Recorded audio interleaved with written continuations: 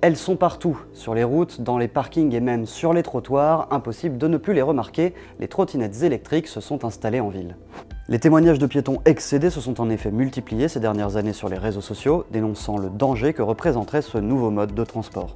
Certains avancent même qu'il fait plus de victimes que la voiture ou la moto et qu'il faudrait l'interdire.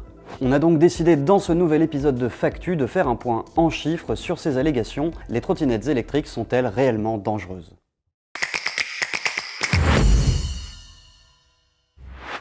Il faut tout d'abord établir ce qui est vrai. La trottinette électrique est à l'origine de nombreux accidents.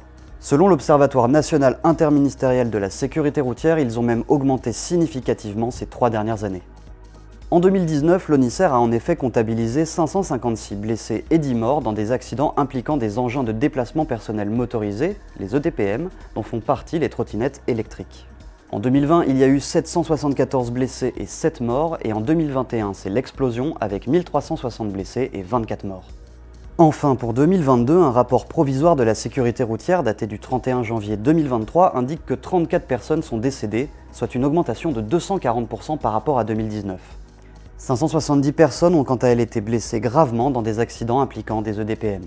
Il est aussi important de distinguer les victimes. En 2021, sur 1360 blessés, 1288, soit 95%, étaient des conducteurs. Et les 24 victimes mortelles comptabilisées cette année-là l'étaient également. Il y a une sorte de clivage entre celles et ceux qui souhaitent préserver un service en libre service de trottinettes électriques et celles et ceux qui souhaitent arrêter et dont je fais d'ailleurs partie. Donc l'idée étant d'avoir un débat à la fois sur les trottinettes électriques et puis plus globalement sur les mobilités, les micro-mobilités et puis la manière de se déplacer en centre-ville. La situation n'a plus rien à voir avec celle de 2018-2019. On a une situation qui est plus régulée. Par contre, on a encore trop de problèmes. On a encore trop de problèmes en termes de stationnement, de désordre dans l'espace public. Et puis, il y a un problème aussi de civisme, d'usage, et notamment avec des vitesses excessives. Et puis, le fait qu'il y a un nombre d'accidents qui augmente. Bref, il y a un sujet de sécurité, il y a un sujet d'espace public, il y a un sujet d'écologie aussi. Ce sont des appareils avec une faible durée de vie. Tout ça pose le fait que, est-ce qu'on souhaite continuer ou pas avec ces services qui posent vraiment beaucoup de difficultés. Mais alors, qu'est-ce qui explique un tel nombre d'accidents ? Plusieurs facteurs sont à prendre en compte. Le premier, c'est l'usage qui en est fait. La trottinette électrique est un mode de transport relativement récent. Les premiers chiffres fiables remontent à 2018, année lors de laquelle plusieurs multinationales ont inondé le marché occidental de ces engins motorisés. Depuis, le secteur s'est développé sans pour autant arriver à maturité. Ainsi, en 2021, on comptabilisait 2,5 millions d'utilisateurs réguliers de trottinettes électriques en France. Et parmi les usagers de trottinettes électriques en libre service, un tiers seraient des touristes. Conjugué au fait qu'il s'agisse d'un moyen de transport récent, le fait que la plupart des utilisateurs de trottinettes en fassent un usage très occasionnel signifie qu'ils sont peu expérimentés dans son maniement, augmentant ainsi la probabilité d'accident.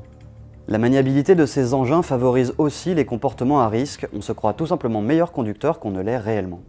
Donc il y a une explosion de l'usage des trottinettes. En 2021, il y a eu plus de trottinettes vendues que de voitures vendues. Et donc l'usage a été multiplié par 6 ou 7 dans les dernières années. Seulement 20% des usagers de trottinettes s'assurent, ou moins. Et ceux qui s'assurent sont les plus prudents. Et donc c'est ceux qui vont plutôt mettre des casques et qui font l'effort de s'assurer. Et que nous, ce qu'on remarque, c'est qu'il y a finalement très peu d'accidentologie sur la population des trottinettes assurées. Enfin, l'adoption massive de ce nouveau moyen de transport n'a pas été anticipée par les agglomérations. Les voiries n'ont pas eu le temps d'être adaptées à ces moyens de transport capables de circuler sur route, voies cyclables, mais également sur les trottoirs. Un grand nombre d'utilisateurs encore inexpérimentés et un milieu urbain mal adapté, c'est la recette parfaite pour créer des accidents. On a aujourd'hui une sorte de mythe qui s'est installé et qui pense que dans une ville comme Paris, qui est une toute petite ville très dense, on peut utiliser un peu comme on veut des engins de déplacement. Or, ce n'est pas possible. Pendant 2 ans et demi, nous avons fait la course avec les opérateurs sur les questions de régulation. En pratique, malgré tout ce qu'on nous explique et tout ce que nous disent aujourd'hui les opérateurs, nous avons les plus grandes difficultés à faire respecter la régulation. L'usage n'est pas du tout le même que lorsque vous avez des trottinettes à vous, par exemple, si vous avez une trottinette et que vous vous en servez pour aller à votre lieu de travail. Et puis enfin, Sur la question de la comparaison avec les Vélib, bien sûr qu'il y a des éléments qui sont communs, mais il y a aussi une grande différence. C'est que le vélo, en fait, ne s'appréhende pas de la même manière que les trottinettes dans l'espace public. Pour une raison simple, c'est que l'usage du vélo aujourd'hui est porté d'une certaine manière par des infrastructures qui lui sont dédiées. Vous avez des pistes cyclables, vous avez des arceaux vélos, vous avez des lieux en fait pour vous stationner, que globalement, l'usage du vélo, je sais que ça pose encore plein de problèmes, de civisme, etc., est en train de rentrer progressivement dans les mœurs et qu'une sorte de culture vélo est en train de se construire aujourd'hui dans une ville comme Paris. On n'a pas du tout les mêmes appréhensions avec les trottinettes électriques. Ce sont des éléments qui sont des éléments extrêmement importants qui font que nous n'appréhendons pas ou que nous ne pensons pas tout à fait l'usage du vélo de la même manière que par exemple les trottinettes électriques en libre service. Par contre, il y a des comportements anormaux, un peu comme dans tous les usages qui ont lieu. Si on regarde au début du Vélib à Paris, on avait exactement ces questions sur est-ce qu'il faut les interdire, les Vélib se comportent n'importe comment et finalement ça s'est totalement normalisé. Et donc probablement il faut un peu plus de règles, les faire un peu plus respecter, y compris sur la trottinette. Je pense que c'est plus un sujet réglementation et éventuellement de la faire respecter qu'un sujet de formation. Donc je pense qu'il est important, c'est de remettre beaucoup de faits et de data dans le débat pour qu'on sorte des postures. Pour autant, la trottinette électrique est-elle réellement dangereuse ? Si dans l'absolu les chiffres des accidents parlent d'eux-mêmes, il faut cependant les relativiser si on les compare à ceux des autres moyens de transport. On peut établir la proportion des accidents impliquant les trottinettes électriques en se basant sur les chiffres des grandes métropoles comme Paris. Dans une étude datée de 2020, la répartition des usagers impliqués dans des accidents de la circulation indique très clairement que la trottinette électrique est loin d'être le moyen de transport le plus dangereux. Elle ne représente que 4,3% de l'ensemble, c'est 3 fois moins que les vélos, 6 fois moins que les motos et 9 fois moins que les voitures. On pourrait arguer qu'il y a moins d'utilisateurs de trottinettes que de motos, de vélos ou d'autos, ce qui fausserait les chiffres en amoindrissant la part de ces engins dans les accidents corporels. Une étude californienne s'est justement penchée sur la question.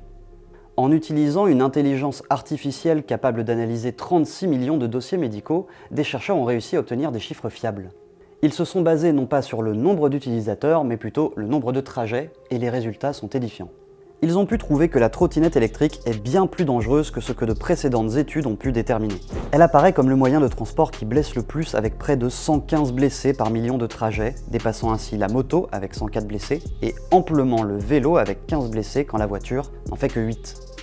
Pour ce qui est des accidents mortels, la trottinette est cependant loin d'être le moyen de transport le plus meurtrier. Pour 100 millions de trajets, 19 personnes meurent en trottinette quand 537 perdent la vie à moto. Les vélos, eux, comptabilisent 21 tués.